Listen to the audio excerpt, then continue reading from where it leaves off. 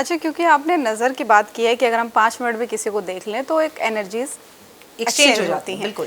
तो ऐसे में एक शब्द आता है नज़र लगना। हमारे बड़े बूढ़े कई बार कहते थे कि इसको तो नज़र लग गई, इसकी नज़र उतार दो। जी। ठीक है, सच में होता है? अगर होता है तो कैसे जाने, अगर उसका प्रभाव है तो उसको कैसे मिटाएं? पहले मुझे तुम एक बात का जवाब दो, क्या आज तक जिंदगी में नहीं हुआ कि तुम्हारी माँ ने तुम्हें बोला तुझे नजर लगी है? हाँ, कई बार बोला, इसलिए मैंने कहा। आपको सबसे ज्यादा नजर खुद की लगती है और खुद अपनों की लगती है।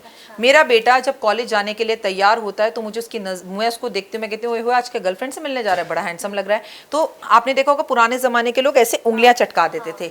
ये नजर उतारने का सबसे बेहतर तरीका है। सबसे ज्यादा नजर बच्चे को उसकी माँ की लगती है, पति को पत्नी की लगती है, पत्नी को पति की। जिसे हम बहुत ज्यादा क्लोजली प्यार करते हैं उसमें कोई लवर या लवरनी की जरूरत नहीं है। अगर आप तीनों आपस में बहुत अच्छे दोस्त और ऑफिस में हो तो आप तीनों की भी एक दूसरे को नजर लग सकती है। जी हाँ, बिल्कुल नजर लगती है।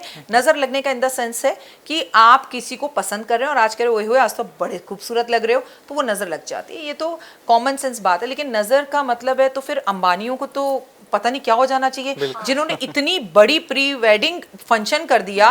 क्या आपके पास खबर आई कि अनिल अंबानी, नीता अंबानी या मुकेश अंबानी कोई हॉस्पिटल में एडमिट हुए या आकाश अंबानी हॉस्पिटल में एडमिट हुए? तो मैं आपके माध्यम से सिर्फ ये बताना चाह रही हूँ कि जब भी कोई आप बड़ा फंक्शन करो या जिस दिन आप खूबसूरत लगो, just do it one thing जो हमारी दादियाँ करती थी, अपने पर्स से 100 रुपये निकालो, अपने सर पे से वारो और किसी को दे दो। इधर मुझे इन्होंने देखा, नजर लगी, इधर मैंने 100 रुपये दिए, इन्होंने मुझे दुआ दी, बराबर इक्वल।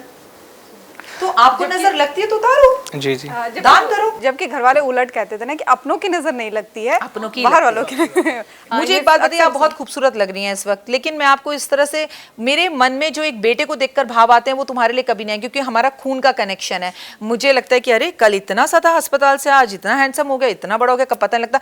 एक मिनट में कईयों करोड़ गुना भाव जो है ना एक माँ के अपने बच्चे के लिए आ जाते हैं। मैं आपको बोल रही हूँ तो भी रोंगटे खड़े हो रहे हैं, जबकि वो मेरे सामने नहीं है। सो ये भाव जब वो मेरे सामने हो तो कितने बढ़ जाएंगे, ऐसे नजर लगती है। लेकिन हम क्या करते हैं, पुराने जमाने में बर्थडे हो कुछ हो, माँ दादियाँ चाचियाँ फैमिली इकट्ठी होती थी, बड़ा परिवार होता था, तुरंत नजरें उतरती थी।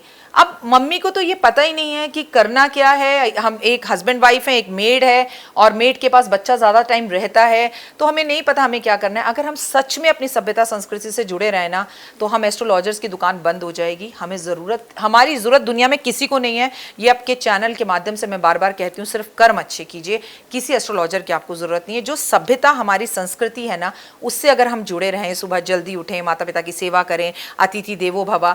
याद कीजिए लास्ट हमारे घर में मेहमान कब आया था? आप लोग सोचिए जरा, पता ही नहीं कब आया था। अब हमें मेहमान आने और जाने के लिए दिवाली और होली का इंतजार करना पड़ता है, वो भी कॉल। एक टाइम था बुआ जी कभी भी आ जाती थी, क्या मजा आता था। कभी हम किसी के घर भी जा सकते थे, अभी हमें किसी के भी घर जाने के लिए फोन करना पड़ता है। तो जब आपके घर में कोई आता जाता है ना, तो एनर्जीज एक्सचेंज होती हैं। अब हमारे घर में कौन आता है? गार्ड, प्लम्बर, काम वाली, पोछे वाला, झाड़ू वाला, हमारे अपने तो आने ही बंद हो गए हैं। एनर्जीज एक्सचेंज ही नहीं होती हैं, हमें कोई बड़ी सलाह ही नहीं मिलती, कोई बड़े बुजुर्ग के बीच में बैठना ही नहीं मिलता। और ऊपर से हम सीरीज भी ऐसी देख रहे हैं जिसके अंदर मर्डर, रेप और कुछ है ही नहीं।